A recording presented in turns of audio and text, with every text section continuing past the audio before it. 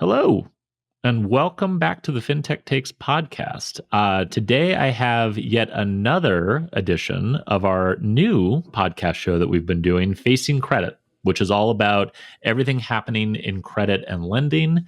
As you probably have observed, I've been trying to sort of recruit the super team of recurring guests to come on the Facing Credit podcast, my sort of favorite lending and credit nerds, people who've forgotten more about the subject than I will ever know.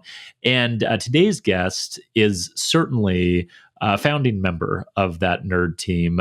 Dave Wasik is a partner at Second Order Solutions, which is a consulting and advisory firm that focuses on credit risk and working with chief risk officers at banks, at fintech companies.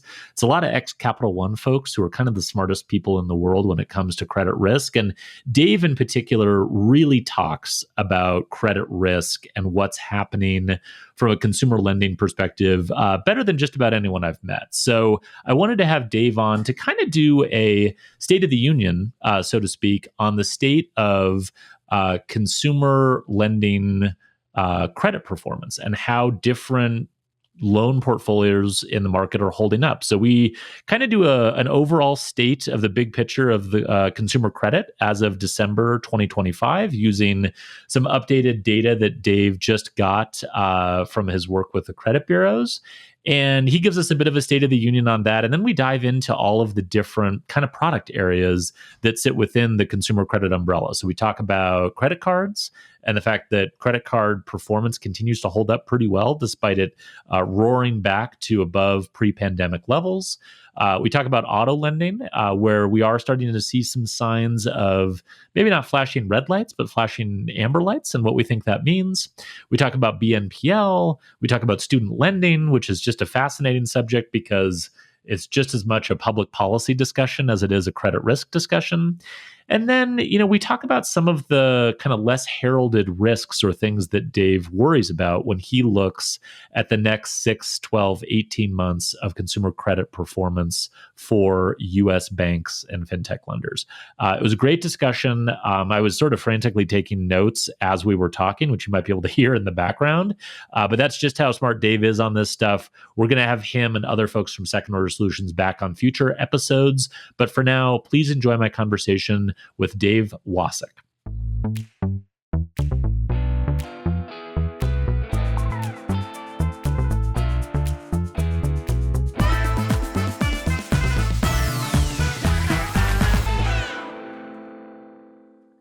Okay, Dave, thanks so much for joining me.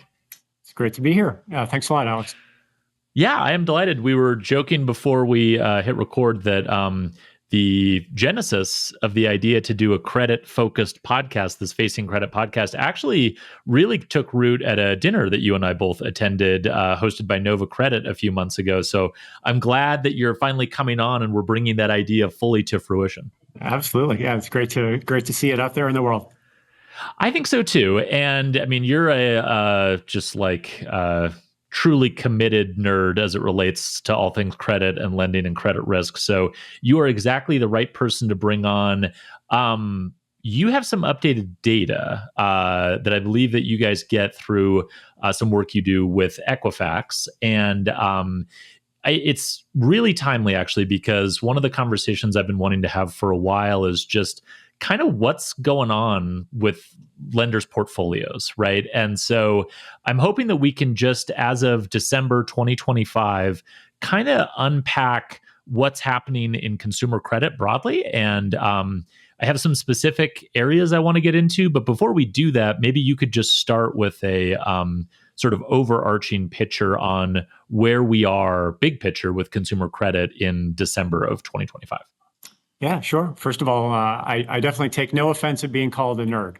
At Second Order Solutions, we view that as a term of endearment, and That's right. So I know I'm among fellow nerds on this podcast. But yeah, in terms of just the overall picture of things, one of our clients is a chief credit officer at a large bank, and he told us this story, which has stuck with me, which is, if I had been living in a cave for these last several months, no phone, no internet access, the only human interaction I had was once a month, someone would bring me paper printouts of my monthly credit reports and portfolio reports. I would be pretty happy. Things would be looking pretty good. I would even be thinking about expanding credit. Yeah, stepping on maybe. the gas a little bit. Yeah. But in this kind of just with so much uncertainty and murkiness, kind of looking out into the future, like it's going to be a much harder sell. And I feel like that's a good summary of where we are today, where delinquency rates are elevated in really all of most of the major consumer asset classes relative to pre-pandemic. Auto delinquencies are up about 60%. Card delinquencies are up about 30% relative to, say, the last 3 months ago. Things don't appear to be getting any better. You could make an argument that maybe if you squint, things are eroding a bit. But in general, delinquency rates are high, but reasonably stable. And as you can imagine, just hearing all the news about a murky unemployment picture and the seeming inevitability that tariffs will lead to greater inflation. There's worries about the housing market and the stock market both feeling overheated. So looking forward, things look concerning, but looking at the present tense, things have been pretty good for the vast majority of lenders. Interesting. That's fascinating because I like the way you described that, and it kind of fits with, I think it was Kyla Scanlon who coined the term vibe session a few years ago to sort of describe this like divergence between sentiment and numbers. And it seems as though that's kind of showing up a little bit in the credit space as well. To your point, obviously, we've fully rebounded from where we were to the pandemic and gone beyond that, both in terms of delinquency rates and also just like the overall like volume of lending, right? But to your point, it's been fairly steady, since then. And it's not like we're seeing massive signs of deterioration. And yet, I think you characterize the mood of it well too. Like if you're not living in a cave, getting those printouts and not having any other sort of interactions, you guys talk to chief risk officers all the time. That's who you work with. Like all of them have this kind of like nagging feeling of like something bad, maybe right around the corner. It's good to be cautious. We shouldn't try to expand the credit box right now. Like now's not the time. So let's get into some of the specific asset classes, because I think that you do see slightly different stories, kind of asset class to asset class. Let's start with credit cards, which I would say, from my layman's point of view, seem to be one of the ones that's kind of bounced back in terms of usage the best, kind of post-pandemic. Like we're back, we're sort of at all-time new highs in terms of sort of usage of credit cards. I think issuers are reporting like good usage and volume, and like the numbers are good for credit card issuers. And to your point, delinquencies have held up relatively well, right? So like what's causing, I guess, what I would classify as maybe this sort of resilience in the credit cards market right now? Yeah, well, just as you said, like as a nerd, I'm generally uncomfortable with vibes-based arguments, but we just finished an election where every candidate that ran on an affordability platform won. Yeah. Right. That's right. Consumer credit or consumer confidence surveys continue to look bad. So it's this dynamic where lots of people seem to be crying out that things are not going well for them, as yet they keep paying back their credit cards. And the credit card is a remarkable product. I mean, just looking way back to the Great Recession, like every asset class did badly, but credit cards did the least badly of the group. And I think I can think of a couple of reasons. One is as we sit here today, the value proposition for a credit card is super clear. There are certain types of transactions like renting a car, booking a hotel room that you need a credit card for. And then increasingly, more and more customers have some form of rewards on their credit card that creates this like banked pool of rewards that, it creates a sense of stickiness that you just don't see on a personal loan or an auto loan or what have you. So if that's the consumer piece, I then think there's the competitive market, and a couple of things jump out at me there. One is it's a relatively consolidated asset class, meaning the top 10% or the top 10 credit card issuers control 82% of the credit cards outstanding.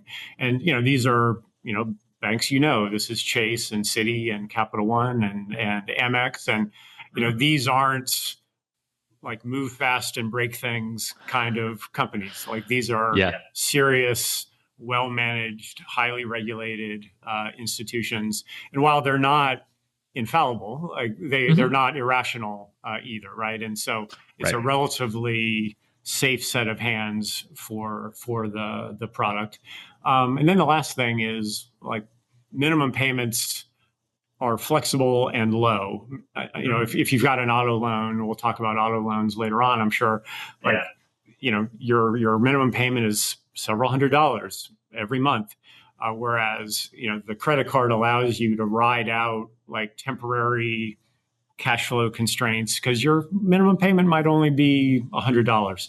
And so there's even like structural things about the product that I think help carry it through a time like this. So again, I grew up in the credit card business. I've got a fondness for it, but it's a very resilient and successful product.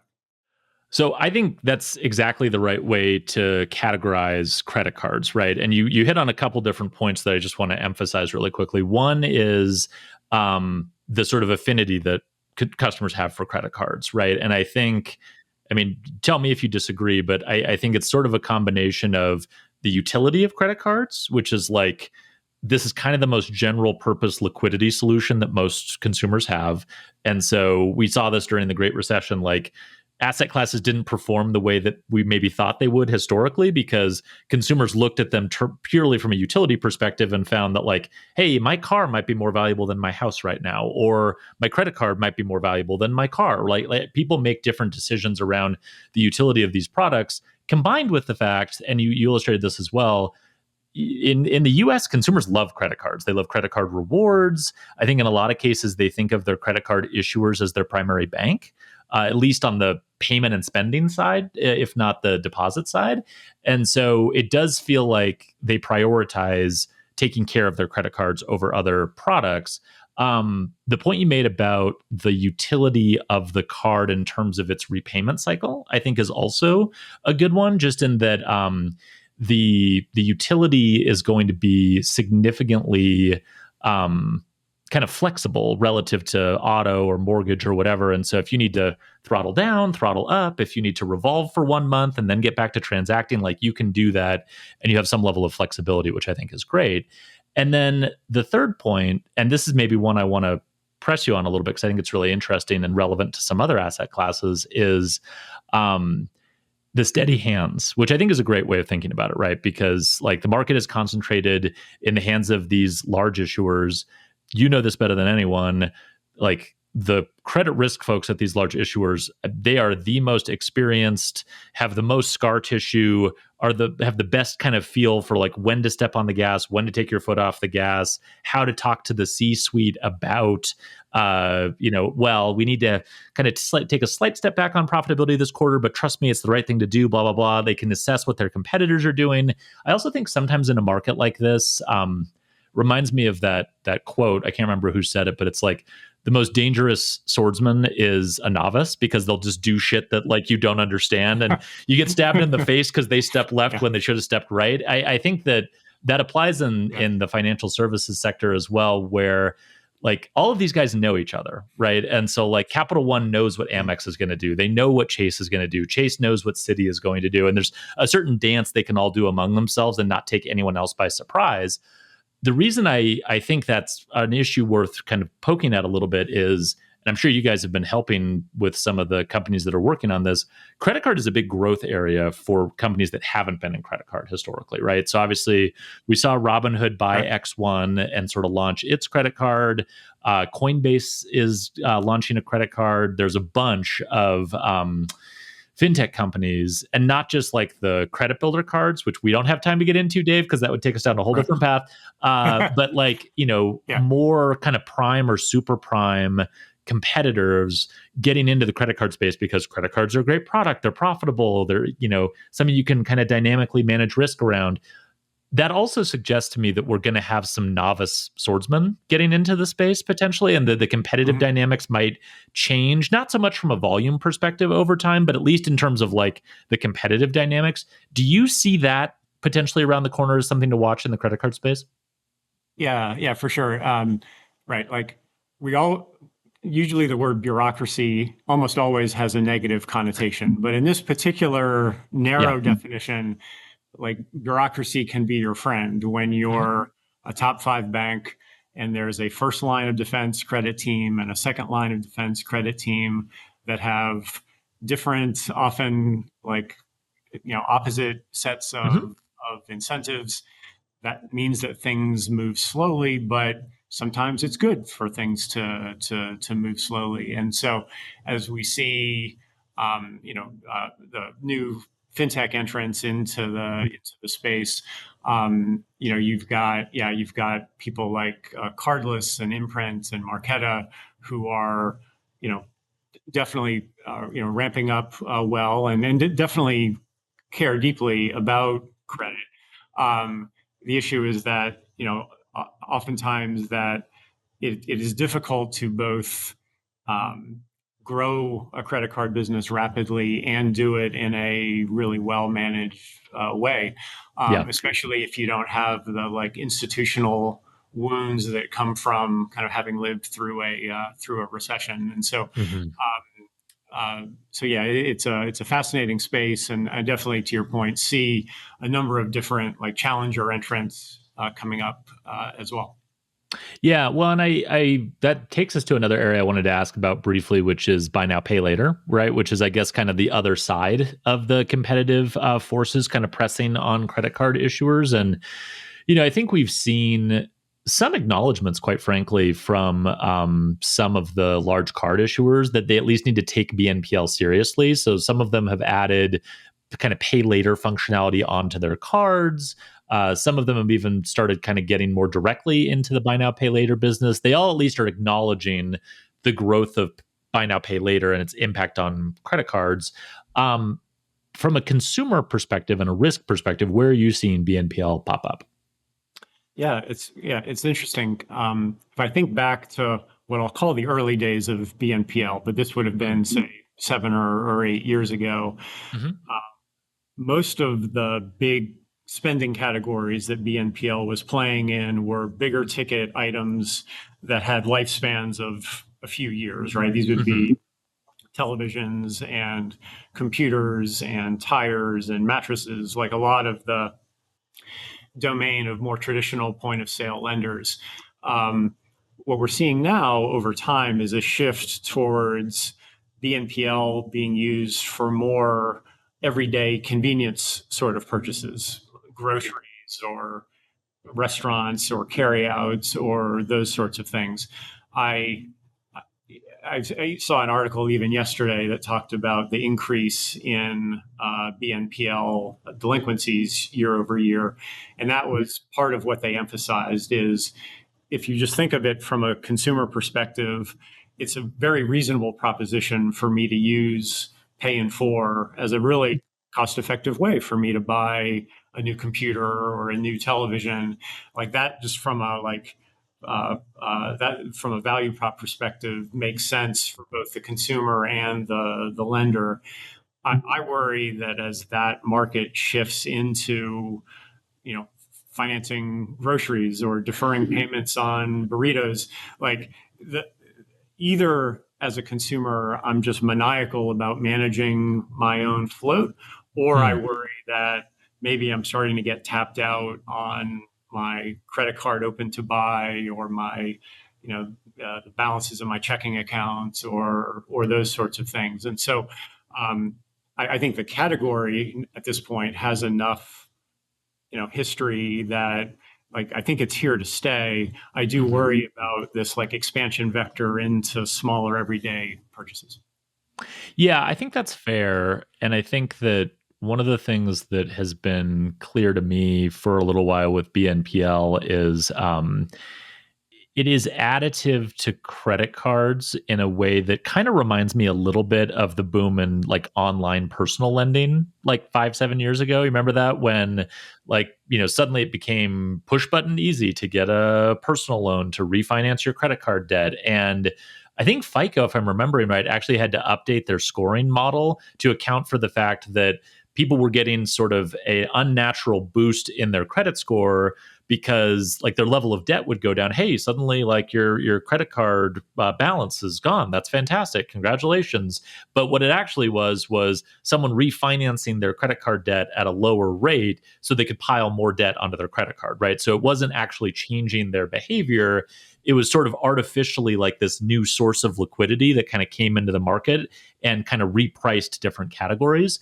I see more kind of classic pay in four BNPL, like you're describing this like short term, very small dollar, as in a lot of ways, like being additive to like high credit card balances. And some of the research I've seen on BNPL suggests that a lot of its usage is not like replacing credit card debt, but is more like additive to credit card debt.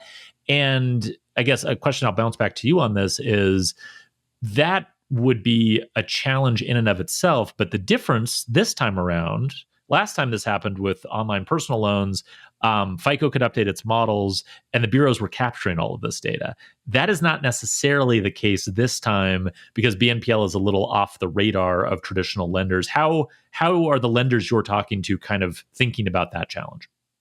Yeah, no, it's a good point, and just building off of your framework, right? Yeah. There's am I competing with the credit card, or am I kind of adding to the consumer's debt load? Yep. And I would, if you categorized BNPL into electronics, tires, and mattresses versus convenience purchases, one feels more competitive, one feels more additive at a moment when you can't really get your arms around like just how additive it is because of the lack of bureau reporting associated with it. So it definitely is a concern. And it's a growing category also, which then almost takes this blind spot and makes it even larger. Just really quick, do you think we are going to be getting data from the BNPL companies in the bureaus anytime soon? I think it will happen. You said anytime soon. I wouldn't bank on within the next 12 to 18 months. But Yeah. I think as it becomes a more legitimate, like long-lasting product category, I almost think you have to, right? Because if part of your value proposition is you're helping customers sort of navigate through the world of consumer credit, Mm. part of your responsibility in doing that is giving them credit where credit's due when it comes to reporting it to the bureau. Yep, absolutely. I totally agree. I've banged that drum so loudly and so long that I think people are getting annoyed with me for talking about it, but there we are. So circling back to the whole is this in steady hands conversation, which the more I think about that, the more I just love that framing for these different asset classes. Let's talk about auto lending.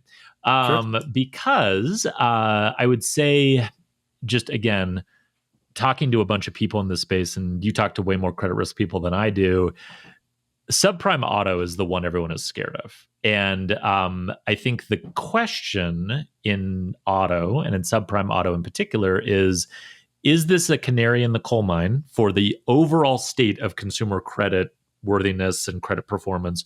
Or is it more specific to either that segment of customers or to that particular like asset class and that product? And just to put a little bit of my own spin on this question before I give it to you, I do think that one thing we need to acknowledge with auto lending is that it is very, I'm trying to think of the right way to describe this. It's it's almost like a different model in the sense that the dealers are right in the middle of it. And so like the fact that it's indirect makes it much more subject to strange incentives, right? So like to give one example that I know credit risk people pay a lot of attention to, the term length of auto loans is way longer than it used to be, right? You would probably have a better sense of exactly what it is these days. But like the old idea of getting an auto loan that's like 3 to 5 years, that's a very antiquated notion compared to what happens when you go into a dealership today.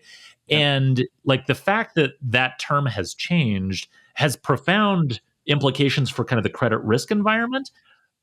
But it also is happening because the lenders are competing for the business of dealers who are in the business of moving metal, to use the industry terminology. So, can you give us a sense of like, is what's happening in auto lending, first of all, what's happening? And second of all, is what's happening in auto lending indicative of a larger problem, or is it more specific to auto?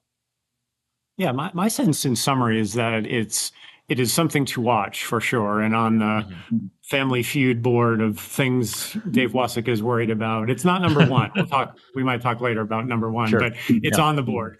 I mean, a couple things. One, auto delinquencies have gone up more than credit cards, way more than even personal loans during the last 4 or 5 years. And then within auto, subprime auto has gone up even more than the asset class on average.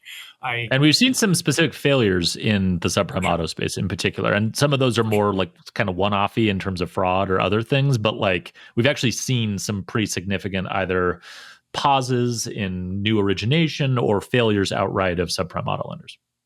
Yes. And, if you're referring to the tricolor implosion, like to me, that one was seems more fraud oriented. Yeah. Well, I'm not speaking with any inside knowledge on this. Like, I think that was like the worst product market fit ever, right? Where for this moment in time. Yes, exactly. You have a business whose stated strategy is to offer auto loans to immigrants with light or no documentation at a moment where like that's just on its face a bad idea in light of the world we're living in. I don't then extrapolate that particular example into, and therefore the subprime auto category is in trouble. But I do. I mean, again, going back to the Great Recession, I mean, auto and subprime auto in particular was the other asset class that performed extremely well, or at least relatively well, during that time. And I remember the saying back 15 years ago was, "Well, you can't drive your house to work, so you can sleep in your car. Yeah, you better stay current on your car." And I wonder if we look ahead to like what the next credit downturn might look like. Does the emergence of work from home, that didn't exist 15 years ago. Ride sharing through Uber and Lyft didn't exist 15 years ago.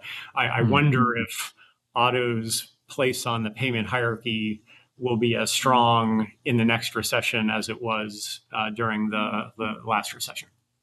Well, that's a great point. And I hadn't thought about that, but it is really interesting because the other thing I'm seeing a lot across, I guess, just the economy broadly is more stratification by income, right? And so, like, the points you bring up are a great one, right? If I am a relatively high earner, it's probably more likely that I might have a job where I work remote and I don't have to drive all that often. It also is probably more likely that I might work in like an urban environment where it might not make as much sense to own a car versus just to use Uber and Lyft when I occasionally need to get places. So you could see an argument that if a credit downturn hit the economy broadly and performance across all income segments and all FICO segments kind of started to degrade, that you might see payment hierarchy choices made in auto for higher income earners be very different, where it's like, I don't even really need my car. So like if I have to make a hard choice here, I'm fine without the car.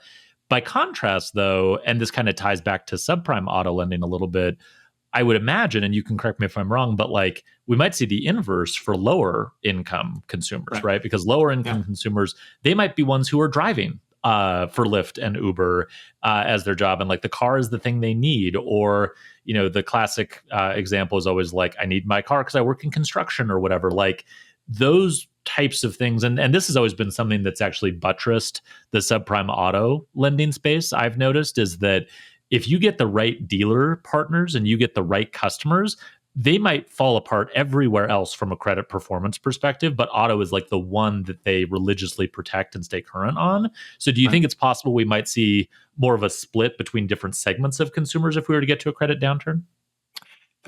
Yeah. That's I think part of what like tempers my nervousness about subprime auto as a category is that like the level of necessity of having a car, a reliable car, if anything, as you say, seems higher for lower income occupations. And again, we're painting with a broad brush, but I definitely see and agree with your point. I also, just going back to your like the 7-year term auto loan.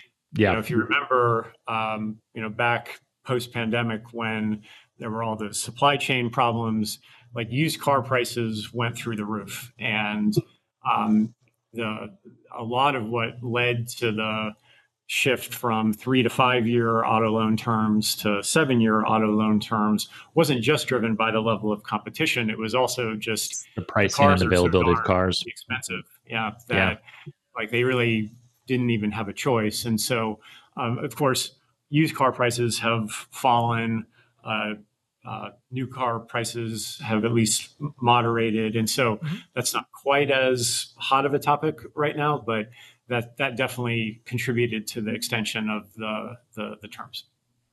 No, I think that's right. And I think that, one of the things, and this is a tangent that we probably don't have time to get into, but I think it is interesting, is embedded lending is great. It works well. In my experience, embedded lending tends to eat direct lending in most categories, if not all categories, over time. We've certainly seen that with indirect auto just sort of taking over the direct auto lending space over the last, 30, 40 years. But I think the flip side to it that's interesting is indirect lending or embedded lending can really warp incentives, right? And so, like, a thing that I would even sort of think about if I was a regulator kind of looking at this space holistically is, like, what's the relationship between indirect auto lending and the price of vehicles, right? Because, like, if I can finance this and my auto lending partners are getting sort of a spiff or a kickback based on the business that they're bringing to me, and they're willing to be flexible in terms of the terms that they offer to make these cars appear more like affordable. Like, there's a whole kind of set of incentives wrapped around that make it. I mean, everyone listening has bought a car or two, I imagine, over time. Like, you never are really sure what's going on until you walk out of there, and you just sort of hope that you got a good deal. But like, I feel like the car buying experience has become even less sort of transparent and straightforward than it used to be, which is saying something, given that 20, 30 years ago, it wasn't exactly the greatest experience either. So definitely a category to watch out and look at. I'm going back to your Family Feud. I want to try to guess the one that's at the highest on your board. You didn't prep me this way, but I'm going to try to guess. We haven't talked about student lending yet. Should we talk about student lending? Sure. That's on the board for sure. Is it not the highest one? No. Okay, no. We still are looking for the highest one. All right, but give us your quick take on student lending. I've got to keep people in suspense for the end. You're doing a good job. The episode. So I mean, just as a quick retrospective on where we've been in student loans over the past 6 years. Pre-pandemic, it was business as usual. The only thing I'll note is pre-pandemic, the Department of Education was the world's most lenient debt collector, and so forbearance programs were relatively prevalent and generous, but the system was working, albeit with reasonably high delinquencies. Then, of course, pandemic hit March of 2020. Federal student loan payments get paused through the CARES Act. It blew me away when I was researching for this podcast. Like, it was 3.5 years between the implementation of the CARES Act and August 23, which was when payments were expected to resume.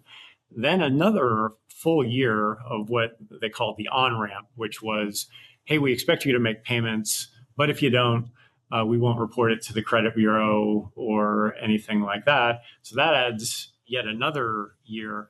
And so a lot of us on the credit side have been waiting in suspense to know, gosh, during that on-ramp period, how many people are actually making payments. And then, of course, early this year, we saw the grand reveal, and not surprisingly, like there's a whole lot of delinquent student loans out there. That's driven, I think, by one. I think it's an illustration of just the overall debt burden that consumers have, but it's also driven by a couple of other things. One is during that 3 to 4 year time period, if your student loan in 2019 was on auto pay, then most likely that auto pay no longer worked when you came back to make payments. Your servicer for your student loan was likely to be different. A lot of the student lending servicers weren't doing much in that business during that intervening right. 4 years. And so that led to a bunch of both on the consumer side and on the servicer side, a lot of opaqueness and chaos in terms of reestablishing, knowing who your servicer is, making sure your auto pay worked. And so I think that was a contributor to the really high delinquency rates, which have, again, over the last few months started to come down.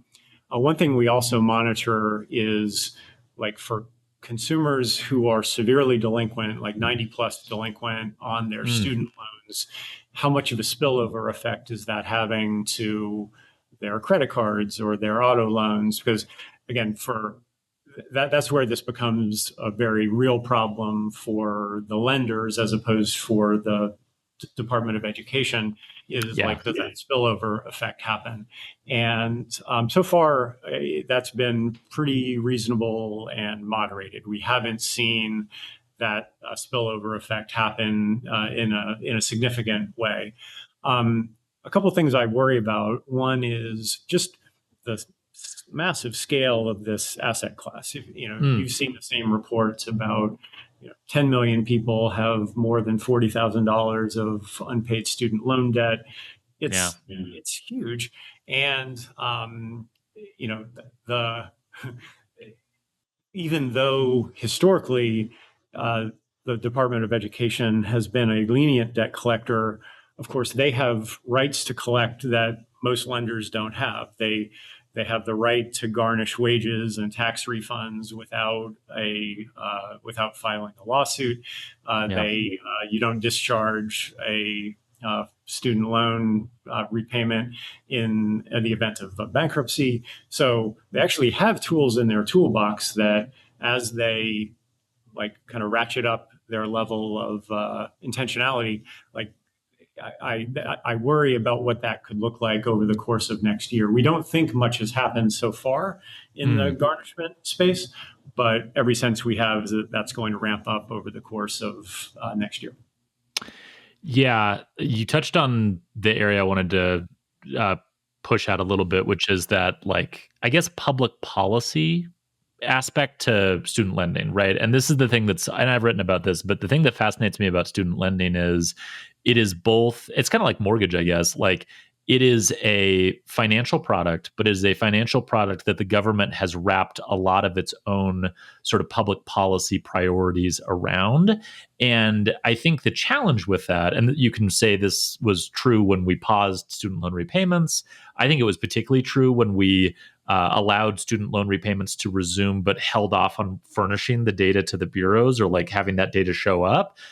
These are all policy choices that you make. But the problem is, when policy choices sort of overlap with the role of the private market, and even if it's the Department of Education making these loans, loans don't exist in a vacuum, right? Like, to a consumer, my student loan and my credit card and my auto loan are all obligations that I have. My mortgage that was resold to Fannie and Freddie, like they all sit next to each other and affect performance and affect that payment prioritization that we've been talking about. And it seems to me that one of the successes with mortgage relative to student lending, at least recently, has been that in mortgage, we kind of just set the rules and we sort of just leave them somewhat alone. And so there's at least a level of predictability. And in student lending, that had been the case. But I worry that student lending, with the Biden administration and now with the Trump administration, is starting to become way more volatile on the policy side. And that we don't know how that's going to affect performance on the lending side. But the example you gave is a great one. I've been brushing up myself on like all of the tools that the Department of Education has at its disposal if it wants to use them to get repaid, as you just outlined. I mean, they are way more powerful as a servicer and collections organization than any other lender by far across all those dimensions that you mentioned.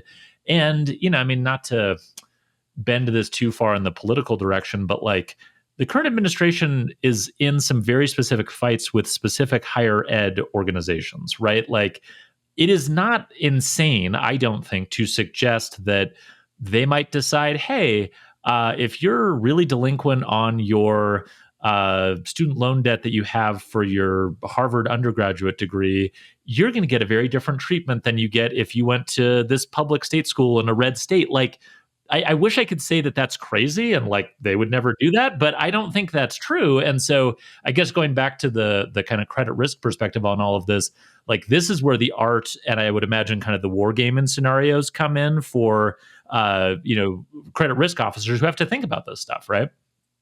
Yeah, for sure. I mean, if I take a step even farther back, just the premise of like the value of a college degree is even in question in a way that it's never been in my lifetime. Like the idea of a college degree often funded by a federal student loan is not like on its face like a good thing. Like that is in question in a way that it's never been in my life. And we're hearing rumblings about there's a category of federal loan called Grad Plus loans, which are targeted explicitly for grad students.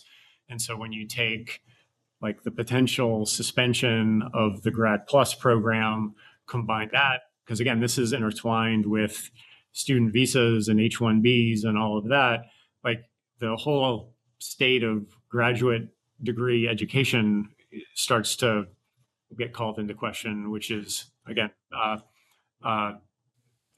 topic for another day or another podcast, but it's definitely jarring. And again, it I think is one of that uncertainty combined with just the size of the asset class is the thing that gives me pause.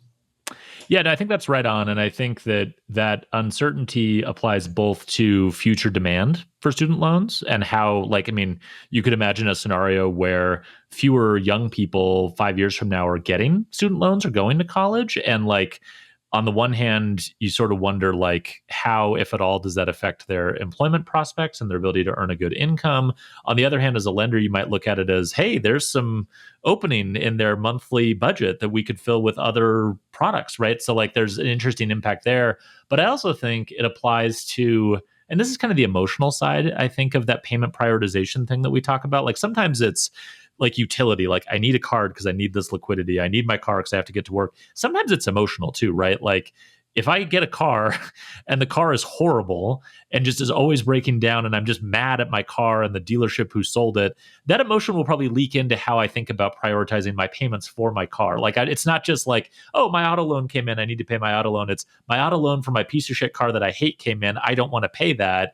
And I think that to a degree, you could see a similar thing with a generation of people with college degrees, where it's like, if the value proposition of a college degree, which is a value proposition that plays out over decades, changes in the middle, you could also imagine a emotional reaction that the borrowers would have to that and go, I don't even use my college degree. I think it's the biggest mistake I made in my life so far.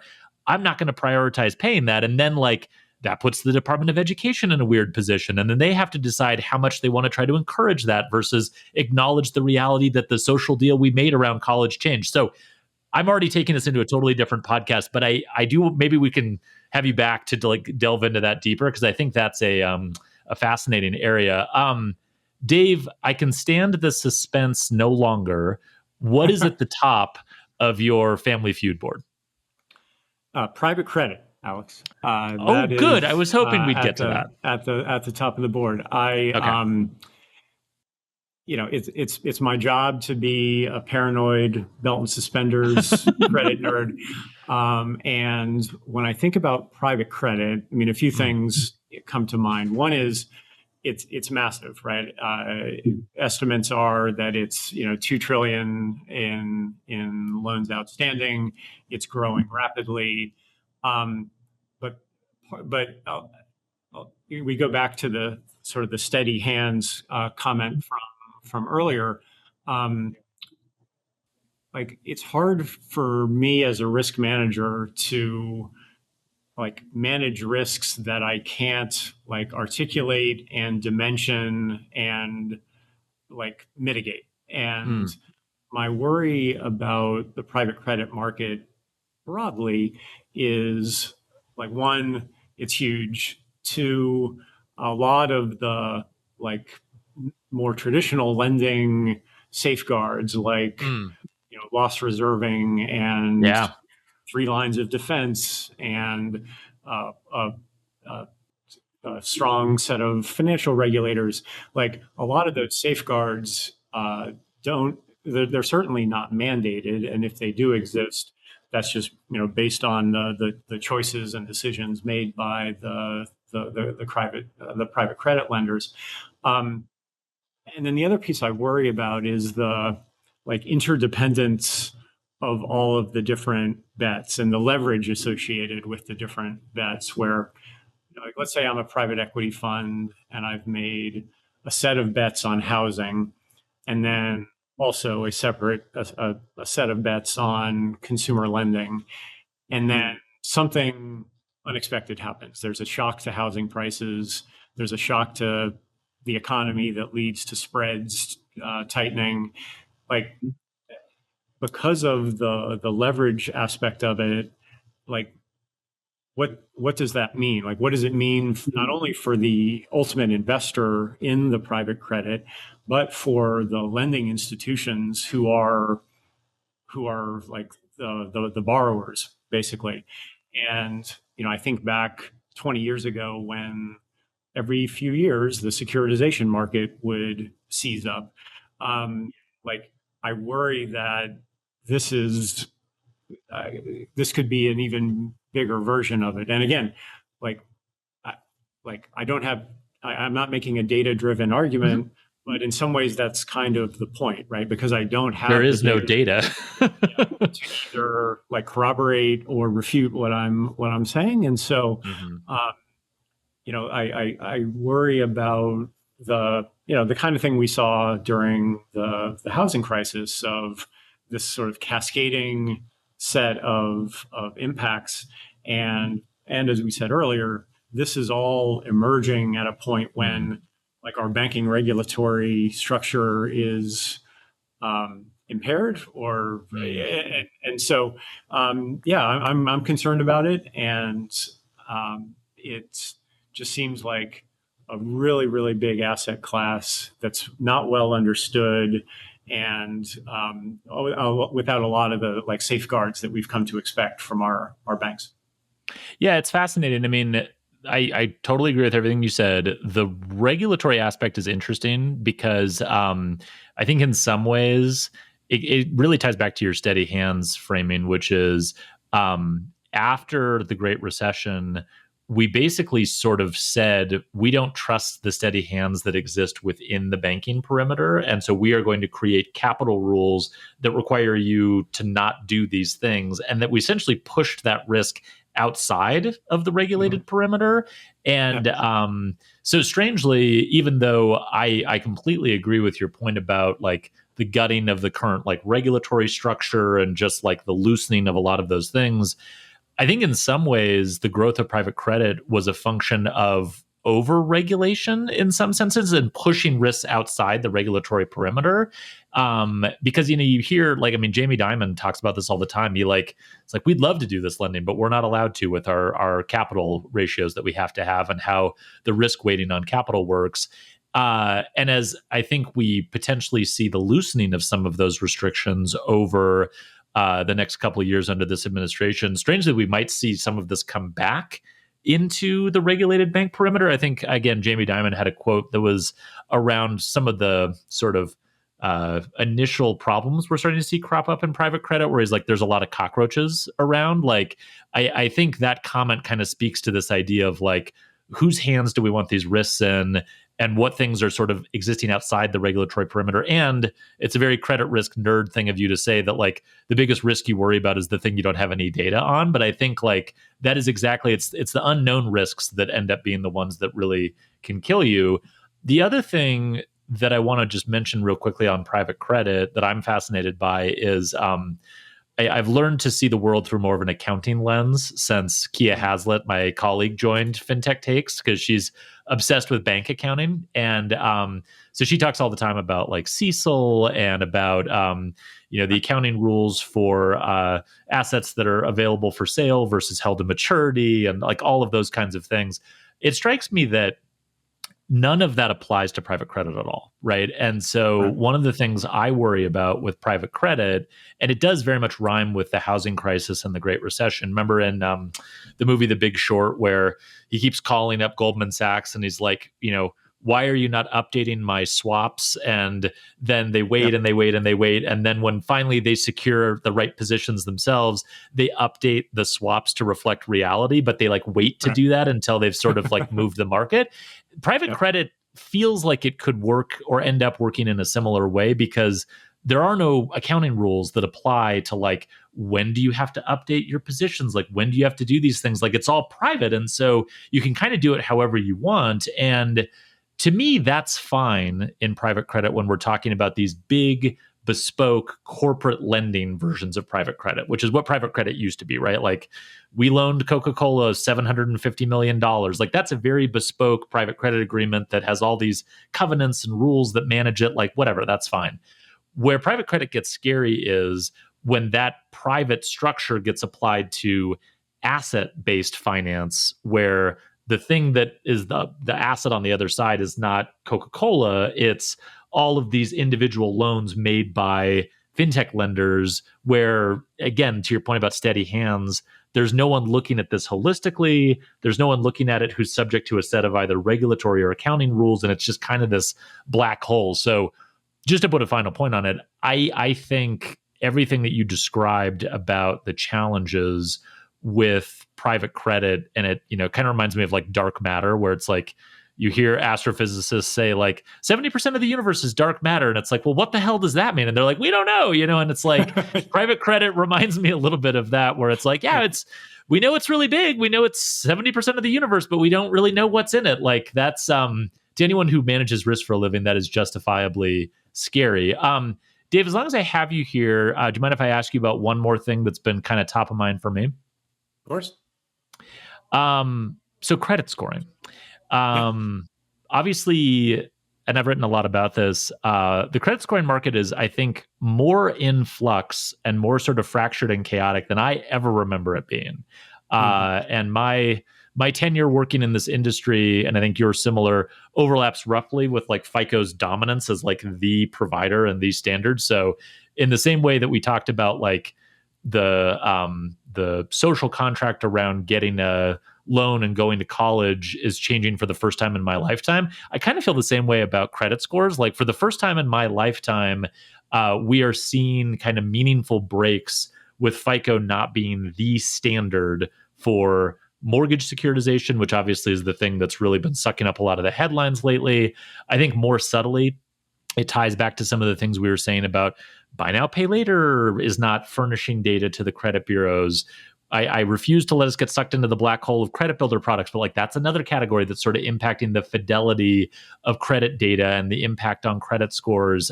You see, I've been fascinated with like what Cash App is doing recently, where like they've developed their own little scoring model, and now they're actually making it something that's visible to Cash App customers so they can see their Cash App score and can kind of monitor and manage that. I mean, we're just seeing like a fracturing of the credit scoring space from a standard perspective that I think we've never seen before. And I'd be curious to get your take on sort of a couple of things. What does this mean for like the credit scoring market overall? And like, obviously, I would say for FICO, like a large part of their value prop for many years and the strength of their business has been FICO, not so much as an analytic tool, which is excellent, but not like uniquely excellent, versus FICO as like a standard in the market for investors or for regulators or for consumers, which is kind of starting to break apart a little bit, as well as like from a credit risk perspective. I mean, you come from kind of the Capital One school where, I mean, for decades, since the beginning, really, Capital One, I think, and other large lenders have been like,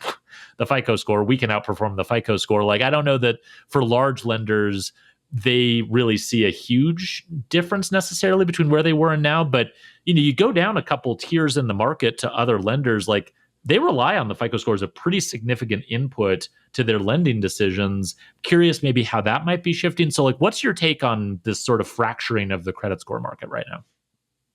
Yeah, it's a great question. A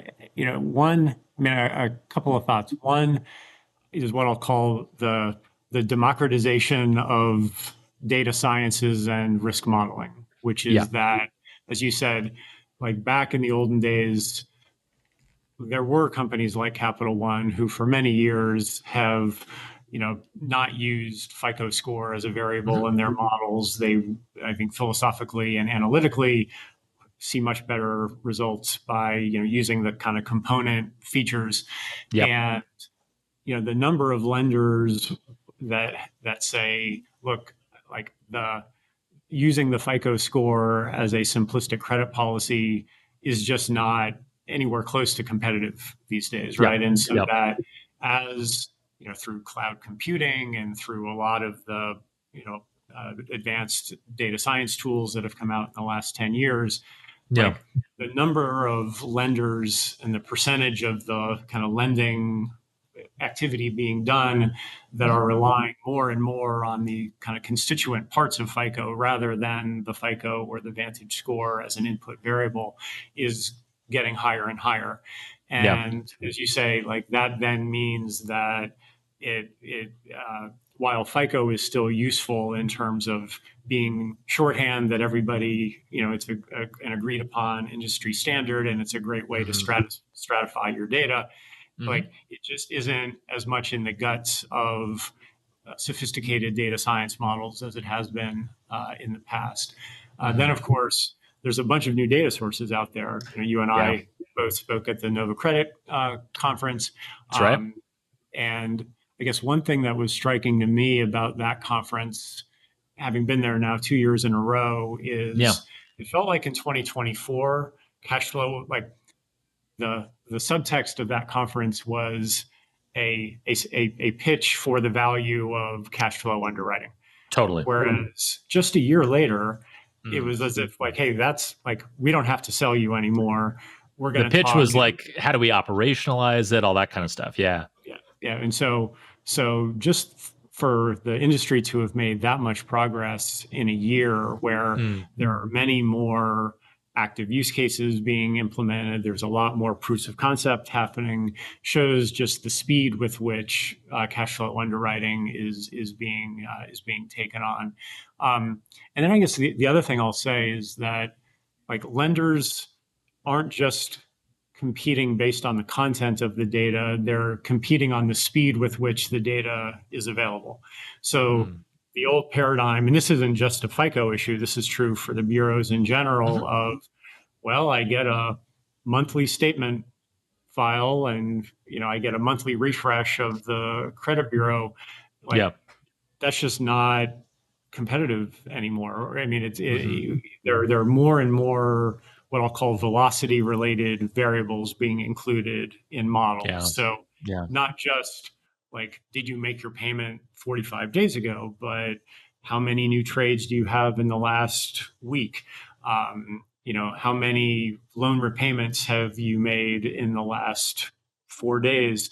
How many transactions have you carried out on your card? Like those, like intraday or certainly intra-month indicators.